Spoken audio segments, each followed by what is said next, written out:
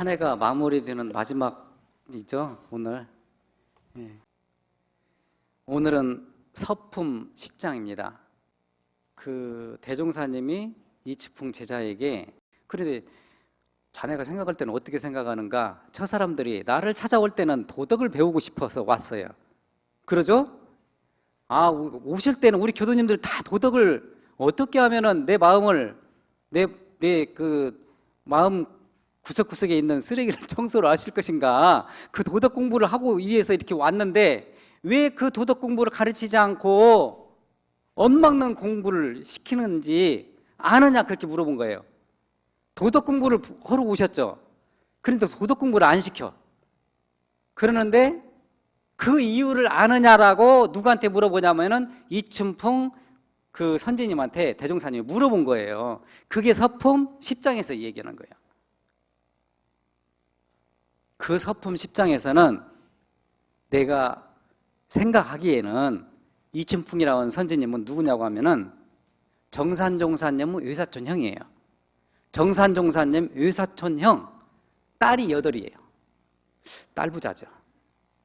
딸이 8이니까 요새는 한두 명도 낳기가 어려운데 8이 낳았어요. 그러는데 8분이나 두셨는데 그 중에서 항타원 이경순 그 선제님이라고 들어보셨죠? 부산 교화에 아주 출중한 역할을 하신 분이에요. 우리 교단 역사에 항타원 이경순 선제님, 그 다음에는 달타원 이정화 선제님, 딸 2분을 전무 출신 시켰어요. 그러니까 딸 6 중에서 딸 2분을 전무 출신 시킨 겁니다. 그 분의 아버지가 누구냐고 하면 이춘풍이에요.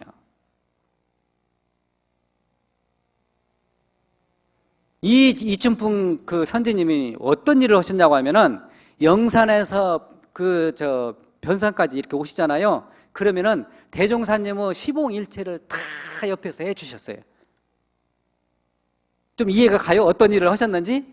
대종사님의 시자 역할을 하신 거예요, 말하자면은. 모시고 받들고, 시봉이라고 하는 것은 모시고 받드는 것을 시봉이라고 하잖아요. 그 역할을 이렇게 해주신 분이에요.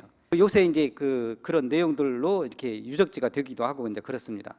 그래서 성격은 온순하시고도 자애하시기도 하고 책임감이 아주 강하신 분이에요. 그 시종이 여유로우시고 실천력이 아주 뛰어나신 분이에요, 이춘풍 선지님이. 그런데 전무 출신이라는 이렇게 단어에 대해서 교무라고 하는 호칭이 있죠. 교무라고 호칭을 최초로 쓰신 분이에요. 교무라고 하자. 우리가 가르칠 겼다 힘쓸 무자에다가 우리가 전무 출신인데 전무 출신을 호칭을 뭐라고 하느냐? 교무라고 호칭을 하신 분이 이춘풍 선지님이 앞장서 주장하신 분이에요. 좀 이해가 되죠? 그 다음에는 이제 대종사님을 그때 당시 때는 불법연구의 총재님이셨죠. 불법연구의 총재님이셨는데 어떻게 부를 것인지에 대해서 이렇게 부릅시다라고 해가지고 부른 내용이 이름이 종사주예요. 종사주. 응? 우리의 인류의 법의 스승이 최고로 위에 있는 스승님, 그런 주인 되신 분을 이렇게 호칭하기 위해서 종사주라고 호칭을 하자. 그렇게 호칭을 주도적으로 역할을 이렇게 통일을 하시려고 노력을 하신 분이 우리 이춘풍 선지님이요. 그 선지님한테 대종사님께서 도대체 여기 오신 우리 대중들은 도덕을 배우러 왔는데 자네가 생각할 때는 왜 도덕을 안 가르치고 언을 막는 일을 시키냐고 이렇게 생각하는가 물어봤어요. 말하자면 그게 서품 10장 얘기예요. 그런데 이춘풍 선지님이 생각할 때 공부하는 비용을 마련하기 위해서 하신 것 같습니다. 그 다음에 어떤 일을 하는 데 있어서 합심 합력하면 못 할 일이 없을 것 같습니다 라고 2가지 얘기하죠. 그러니까 공부하는 준비를 이렇게 공부를 할 수 있도록 이렇게 준비를 하기 위해서 이렇게 비용을 준비를 해야 됩니다. 대중들이 많이 공부를 하려고 하면 비용이 들어가잖아요. 그러니까 그 공부 준비하는 비용을 준비하기 위해서 합니다. 그 다음에는 또 대중들에게 마음을 합해가지고 어떤 일을 하면은 이루지 못할 일이 없습니다. 합심합력하고 이심합력하면 이루지 못할 일이 없을 것 같습니다 라고 대답을 하신 거예요. 그러니까 대종사님이 뭐라고 하셨냐면은 되게 그 말이 옳다. 되게 말이 옳다. 그런데 거기에 내가 몇 가지 부연해서 더 말해 주겠노라라고 말씀을 해주신 내용이에요. 첫째는 뭐예요? 대중들이 왔을 때 이 사람이 우리 선지님들이 이제 말하자면 우리들한테는 이제 선지님들이죠. 선지님들이 대종사님의 그 도문에 들어와서 이분들이 신심이 있는지 공심이 있는지 공부심이 있는지 자비심이 있는지 실험해야 될 거 아니에요. 시험해야 할 거예요. 그래가지고 그 언을 막는다고 하니까 그때 당시 때에는 우리 원불교만 방언공사한 거 아니에요? 여러 군데에서 방언공사를 했어요. 그러는데 그때 영산에서는 처음으로 그 방언을 한 겁니다. 언을 막는 일을 하는 거예요. 그러니까 영산 사람들이 봤을 때 바다를 막어? 그러니까 다른 사람들이 막 웃고 비웃고 내가 저것을 성공하면은 그 동네 사람들이 뭐라고 했어요? 손가락으로 무엇을 지진다고? 장을 지진다고 했어요. 말하자면 어디 교도님들이 이렇게 똑똑하시대요? 장을 지진다고 하니까 그렇게 비웃음을 샀어요. 내가 저 바다를 막으면은 내가 손가락에 장을 지진다. 그렇게 믿지 않을 것이다. 그러니까 그 신심을 보기 위해서 신심이 있는지 어떤 일을 할 때 다른 사람들이 뭐라고 해도 나는 이 공부 이 사업을 하겠다라고 하는 그런 신심이 있는지 없는지 테스트를 한 거예요. 시험을 하기 위해서 그 언을 막기 위해서 첫 번째 대중들에게 신심이 있는지 없는지 봐야 되니까. 좀 이해가 되죠? 그 다음에는 거기에서 또 그 일을 하기 전에 뭔 일을 지켰냐면은 그 방언 일을 하기 전에 뭐 했어요? 술 끊읍시다. 담배 피 끊읍시다. 그 다음에 저축합시다. 그 일 한 거 아닙니까? 지금 여기에서 할 수 있는 일부터 시킨 거예요. 지금 우리 교도님들이 현재 이 순간에 내가 할 수 있는 일부터 시작한 겁니다. 어디에서 빌어가지고 그냥 하늘에서 뚝 떨어지는 것이 아니고 실질적으로 여기에서 내가 지금 현재 할 수 있는 일, 모든 사람들이 다 할 수 있는 일부터, 그것을 인도상 요법이라고 그럽니다. 마땅히 모든 사람들이 다 해야 할 일. 근검저축했어요? 그러니까 어떤 일을 할 때에 시와 종, 어떤 일을 시작을 할 때에 시작을 했어요. 그 힘이 있는지 없는지, 공심이 있는지 없는지, 그 일을 할 때에 저 사람들이 공심이 있는지 없는지, 내 일처럼 하는지 내 가족처럼 일을 하는지, 그 마음을 가지고 내 일처럼 하는지 공심을 봐야 될 거 아닙니까? 그 힘이 있는지 없는지 공심을 본 거예요. 어떤 일을 할 때에요, 집안에서요 그런 신신 공심이 있는 분들이 있으면요 그 집안은 반드시 성공할 수 있어요. 사회도 마찬가지예요. 가정도 마찬가지고 회사도 마찬가지예요. 그런 분들이 있으면요 회사 매출이 올라요. 내 일처럼 하니까, 내 가족처럼 모든 사람들을 보살피니까, 그런 마음들이 공심이 있는 사람들이니까.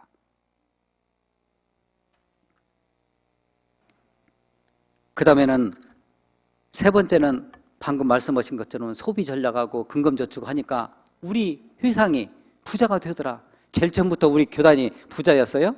얼마나 가난했냐고 하면은요, 이 지금 원기 4년부터 원기 9년도까지는요 너무나 가난하게 살으니까, 거기에서 대종사님이 너무나 도를 깼어도 너무나 갓난하고 어렵게 사시니까, 그래서 서동풍 그 서중한 그 선지님이 제발 이렇게 하시지 마시고 총부로 이렇게 오셔가지고 회상을 열으셨으면 좋겠습니다라고 해서 원기 9년도에 총부의 정법 성지로 거기에서 전법을 펴시게 만든 거예요.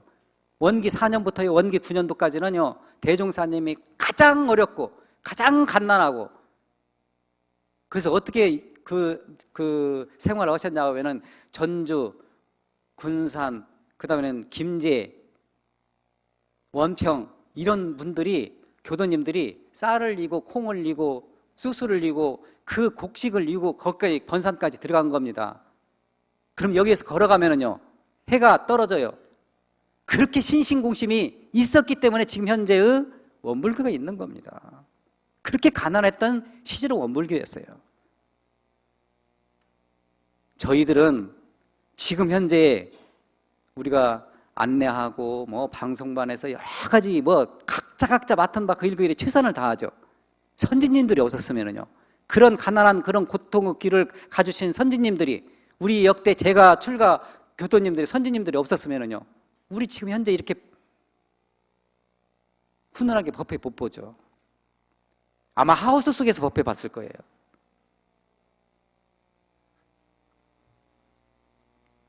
그렇게 해서 복이 근금저축했더니 저축이 쌓이고, 물 한 방울 한 방울이 모여서 대장강도 이루잖아요.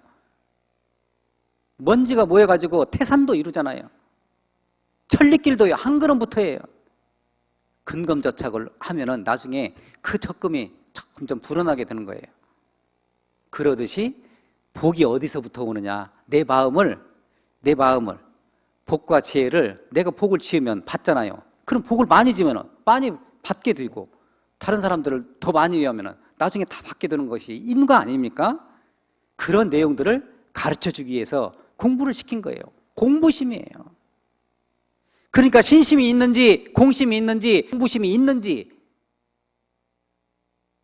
석범시장에서 제시를 해주는 것이라고 저는 생각을 하는 겁니다.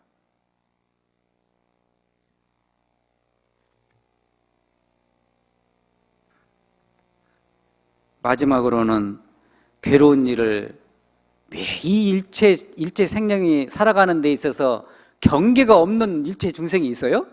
경계 없이 살아가는 일체 중생이 없어요. 모두 다 경계가 있어요. 78억 훨씬 넘는 사람들 중에서 경계 없는 사람이 없습니다. 그런데 그 경계를 어떻게 받아들이는데요?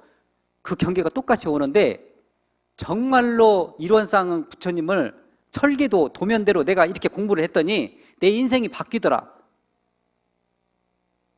내가 1년 동안 집집마다 부처가 사는 세상을 저 종보사님께서 말씀을 해주셨는데, 조금이라도 내가 그렇게 되도록 가정에서, 사회에서, 국가에서, 세계에서 노력을 했더니 이렇게 달라지더라.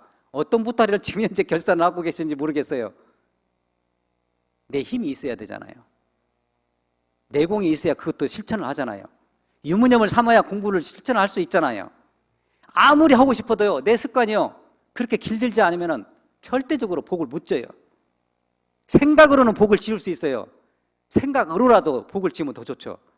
그럼 어느 순간에는 그 생각이 점점 실천으로 옮겨지니까, 그 생각을 실질적으로 우리가 그 이론상 진리의 그런 사은사요 삼학팔조의 핵심 진리가요, 이 지구를, 이 세상을 평화롭게 하고 은혜롭게 하는데 지름길의 도면이에요.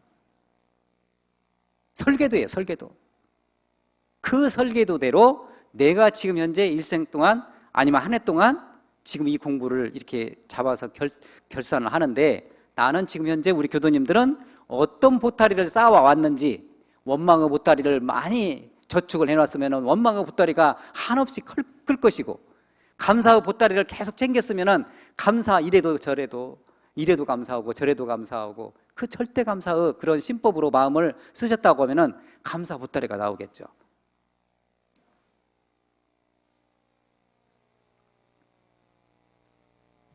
어떻게 통장 보시니까 좀 감사 보따리가 좀 많은 것 같아요, 우리 교도님들? 통장 한번 보세요, 통장. 마이너스 통장 아시죠? 예.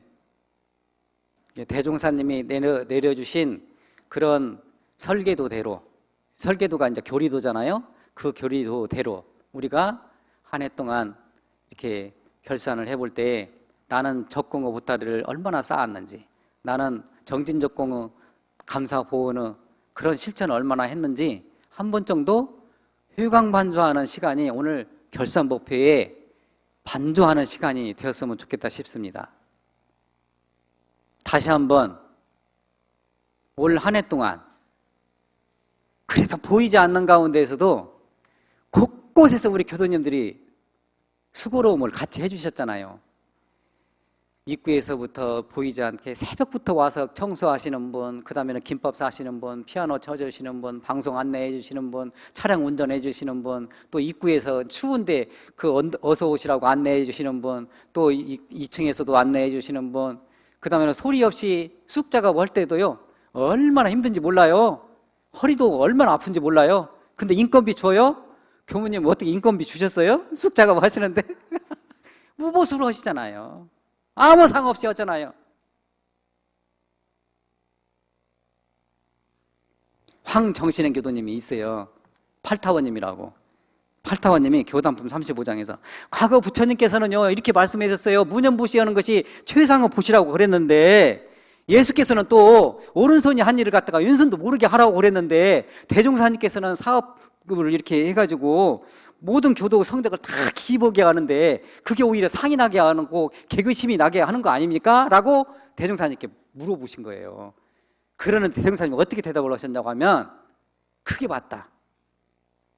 어떤 일을 할 때나 어떤 사업을 할 때에 상 없이 하는 것이 무념보시를 해야 되고, 그런 것으로 그렇게 표준을 잡아서 그렇게 해야 되는 것이 맞다. 그러는데 실질적으로 공덕을 존숭하고 추모하는 그런, 또 찬송하는 그런 의미에서는 정확히 기재를 해야 된다. 그러니까 그분들에게 정확하게 해야 된다라고 말씀을 해주셨어요. 그게 교단품 35장에서 말씀이에요. 무료의 복덕이 쌓이는데 아무 상 없이 하는 것은 무료의 복덕이 쌓이는 것이고, 그 다음에는 공덕을 존숭하는 표창할 자리에서는 또한 분명히 해야 된다. 제일로 좋은 상은요, 보이지 않는 음계에서 주는 상이에요. 우리 교도님들 오늘 상 이렇게 안 받으시고, 모든 교도님들 다 상 있어요. 저 뒤에 어묵 있어요. 어묵. 모든 교도님들이 다 줘요. 우리 교도님들은 한 분 한 분 빼놓지 않고 다 드릴 겁니다. 그러니까 다 받아가시면 됩니다. 그렇게 보이지 않는 가운데에서도 상내지 않고 무념보시로 그렇게 한 해를 정말로 의뢰롭게 아름답게 꾸며주신 우리 교도님들께 진심으로 다시 한번 감사드리고, 또 그렇게 보이지 않게 이렇게 활동할 수 있도록 알게 모르게 가족들이, 집안 친척 친지분들이 기도해 주시고 후원해 주셔서 그렇게 일을 할 수 있었음에 또한 감사를 드려야 할 것이라고 생각을 합니다. 보이지 않는 가운데에서도 그렇게 열성을 다해서 우리 북일교당을 정말로 대진급의 교당으로 만들어주신 우리 교도님들께, 우리 모두를 위해서 수고하신 내 자신부터, 그 다음에 또 우리 교도님들 자신부터, 또 가정사회, 국가, 세계 모든 분들에게 격려의 박수 한번 쳐주시죠.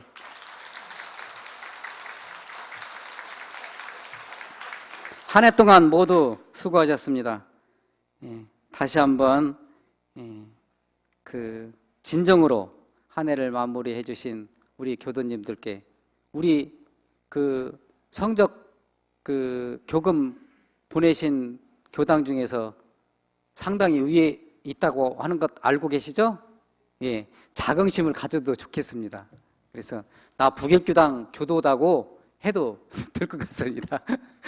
그 손가락 안으로, 5손가락 안으로 들어가는 교금을 총부에서 이렇게 총부로 보냈으니까 자긍심을 가져도 될 것 같습니다. 그래서 우리 한 해를 빛내주신 모든 분들께, 회장단님을 비롯해서 또 단체장님들, 또 주무, 또 법사, 법포임, 모든 또 단장 중앙님들, 단원님들, 또 심신간 건강하시고, 또 내년에도 심신간 건강하시고 이론대회의 그런 법률을 힘차게 굴려주실 우리 교도님들이 되어주시기를 간절히 염원드리면서 심신 건강하시기를 다시 한번 염원드립니다. 감사합니다.